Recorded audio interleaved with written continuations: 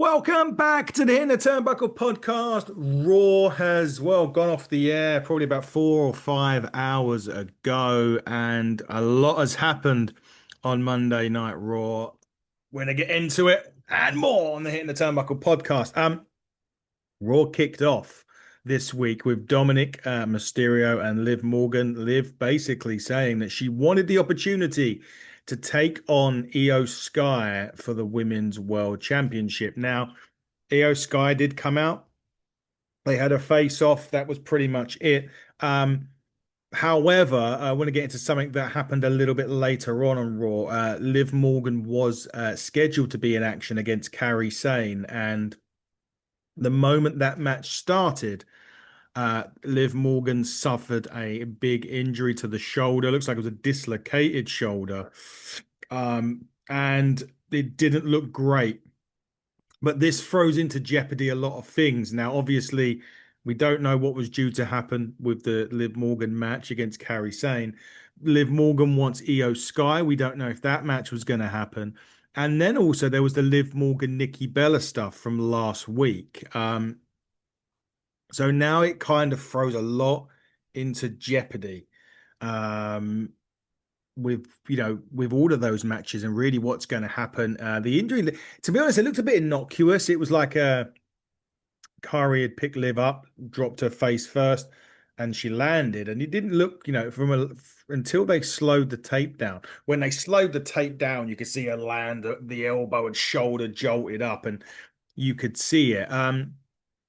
So it looked a bit innocuous, but nevertheless, a bad injury. And now we just got to work out what's going to happen. Because obviously, as I said just now, she challenged Io Sky for the Women's World Championship, wanted her rematch there.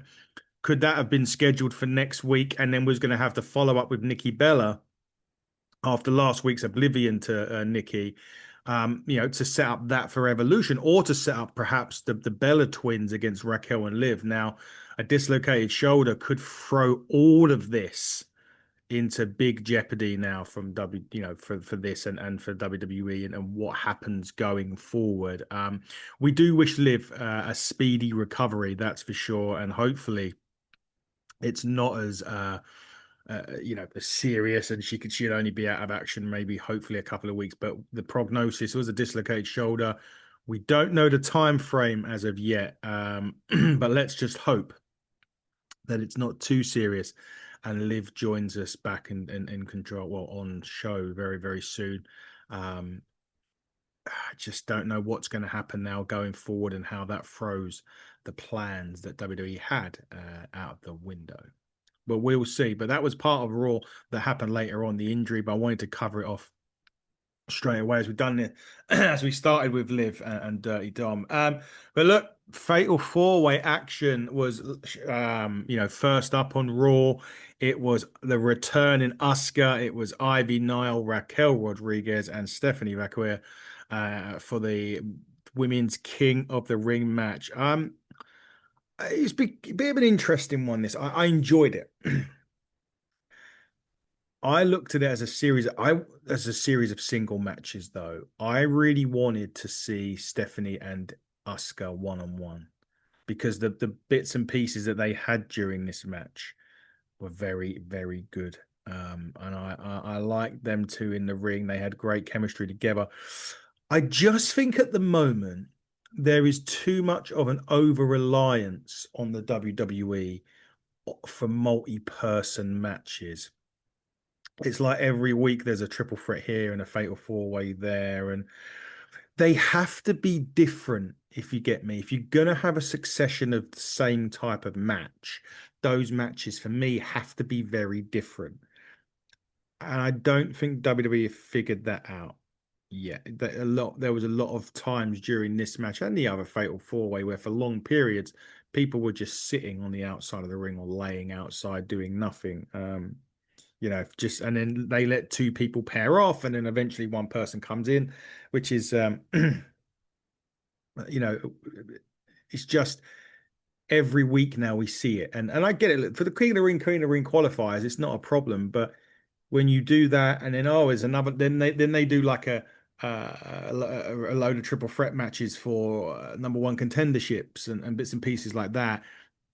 it's difficult because it's always kind of the same in many ways. But like I said, I want to see more of Stephanie Vacquia and Asuka together. That was brilliant. Ivy Nile will still be one of my underdogs that I think should be higher up the card as well. Now, the end of this match saw Raquel Rodriguez plant, I think it was Asuka or Stephanie Vacquia with the Tejada bomb.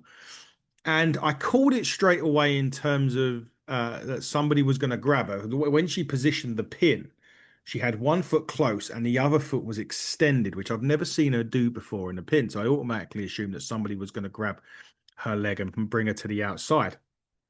Exactly that happened, although the person that done that wasn't actually in the match. It was Mammy herself, Rhea Ripley, getting her own back at Raquel Rodriguez for last week. She pulls her out of the ring. She hits her with her finish. And that allows Asuka then to grab and hit her sort of, I don't know, a butt thrust to the face. That well, I call it a butt thrust. I can't remember what she calls it, but she hits the butt thrust to Raquel Rodriguez after Rhea throws her back in the ring.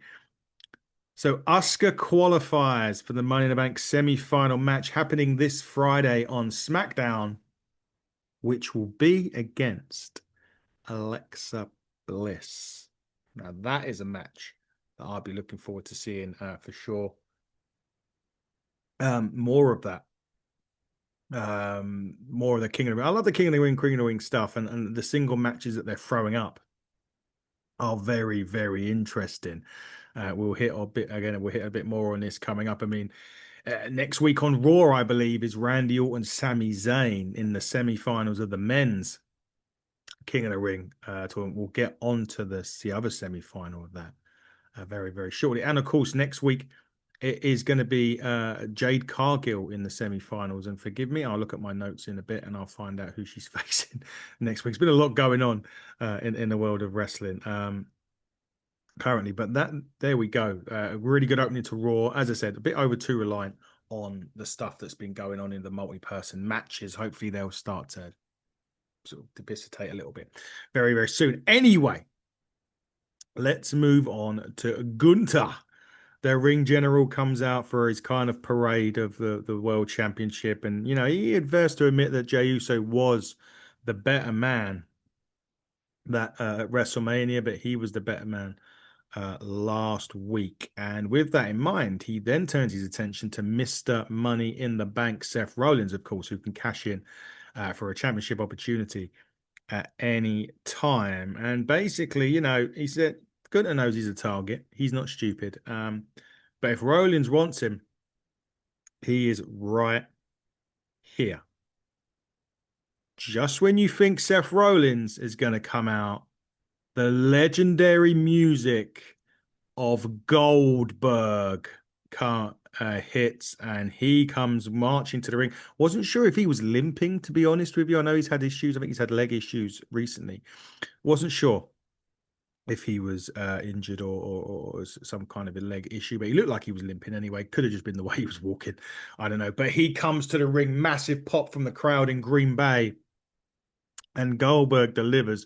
Basically, the normal Goldberg isn't a promo guy. We know that. He's never been, he's been a man of few words, always been a man of few moves, really. If you look at his matches in WCW, a lot of them were very much bang, bang, bang, done. Goldberg would beat Brock Lesnar in 60 odd seconds when he returned to the WWE. Nevertheless, Goldberg gets in to Gunther's face, and the challenge has been laid out for Saturday night's main event, July the 12th. Goldberg, Gunther, World Heavyweight Championship in Atlanta, Georgia.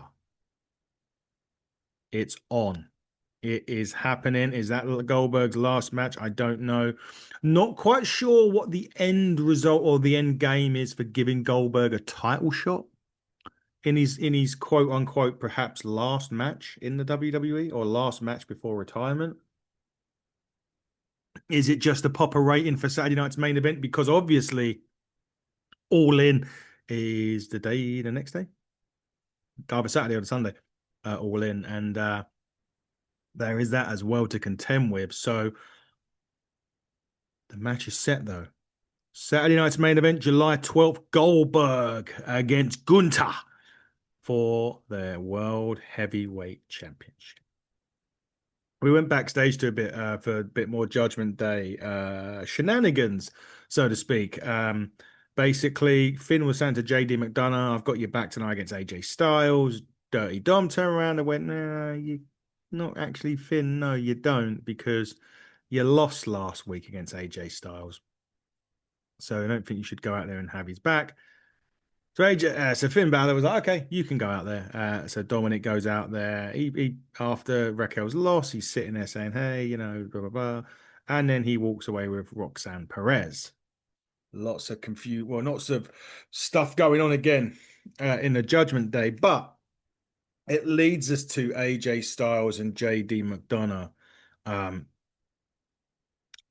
I really liked this. It was a solid singles match. JD McDonough probably underrated a little bit. He's only just come back from the serious lung issue, which we know about.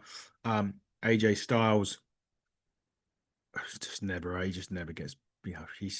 He's like a fine wine. That guy. He's got hair that most men would be jealous about. His moves. He's just brilliant. I mean, AJ is just one of those guys that he's a bit like Shawn Michaels. He just gets better. He just seems to get better and better, even though he's on the back end of his career, and he'll be the first to admit that he's not got long left. I think he said it recently in an interview that he hasn't got long left. But we need as much of AJ Styles on our screens as possible over these next year or two, whatever he's got left. I don't even know if his contract's up this year. I think I read somewhere that he was in his contract year, which would be very sad.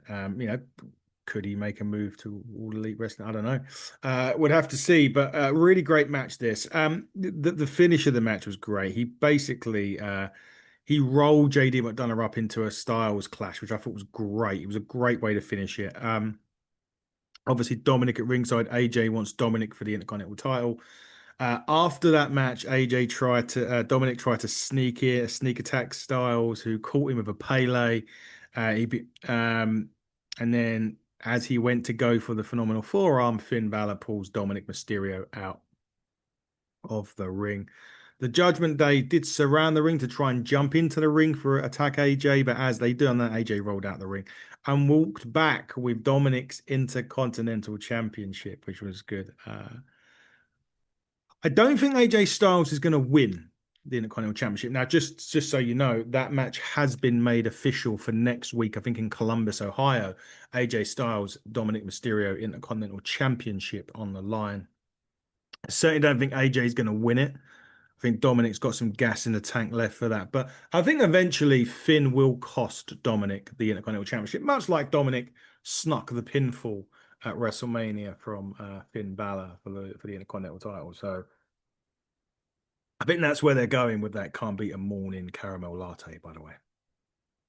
You needed it after watching a few hours of wrestling early on. Yeah, solid match between these two. Don't think AJ will win the Intercontinental Championship, but I do think Dominic and Finn's rivalry will continue, and eventually the breakup, maybe at SummerSlam, maybe before SummerSlam. Role Model was back on Raw. She cost Becky Lynch. Oh no, she attacked Becky Lynch, sorry, last week. I'm not sure with this.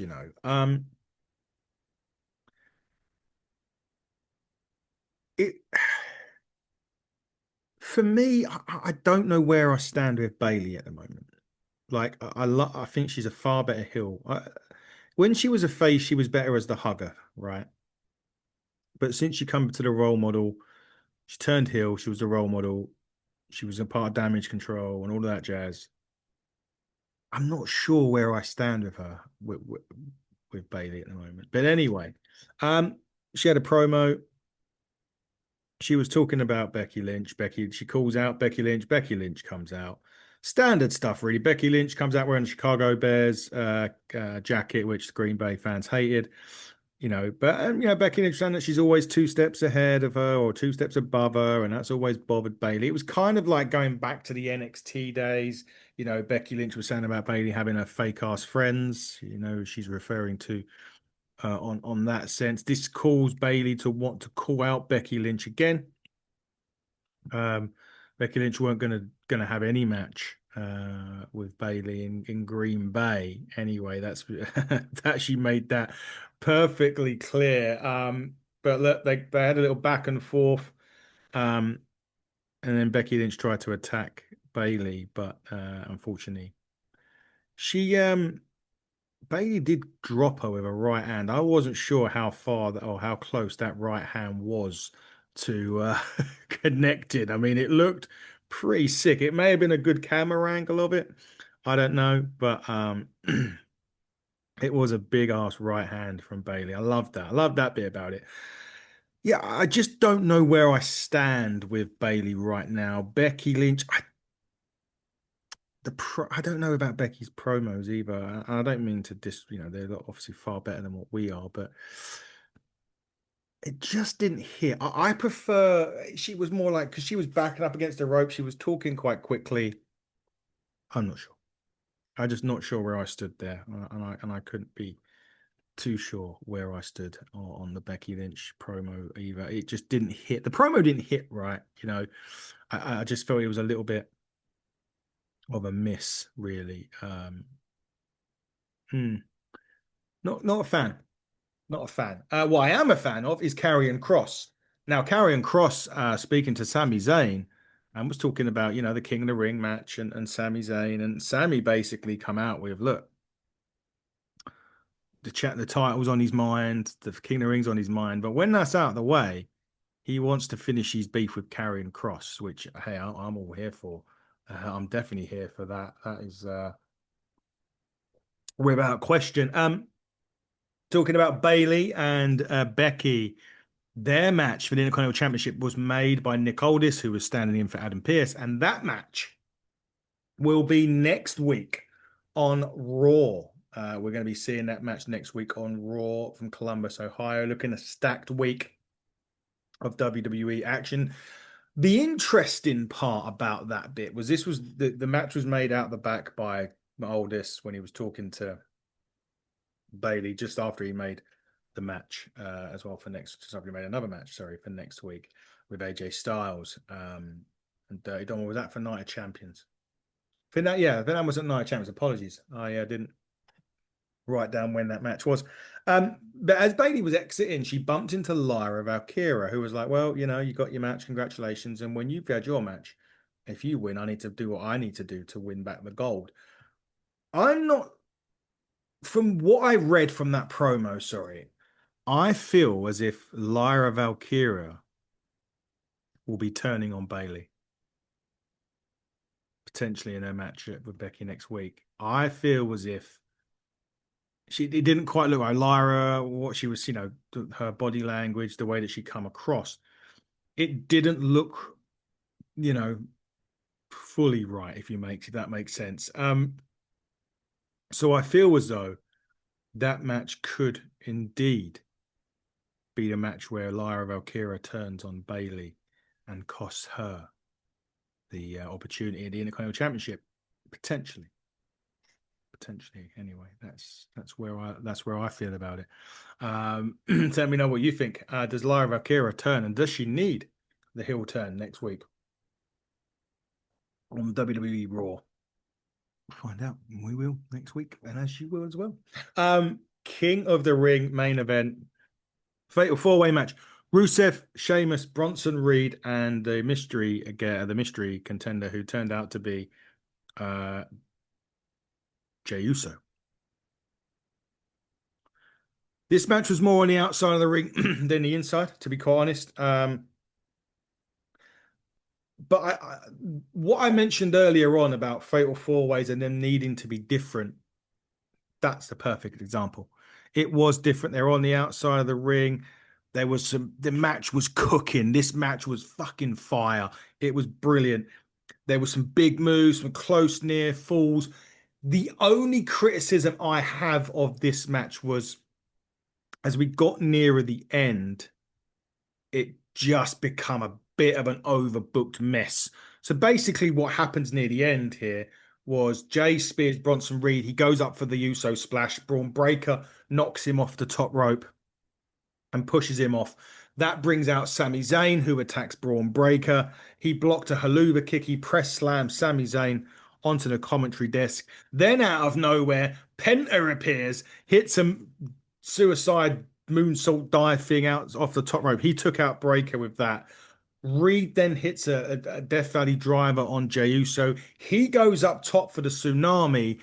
LA Knight, yeah, pushes him off the top rope, and Jay then lands two spears to pin Bronson Reed in advance to take on Cody Rhodes.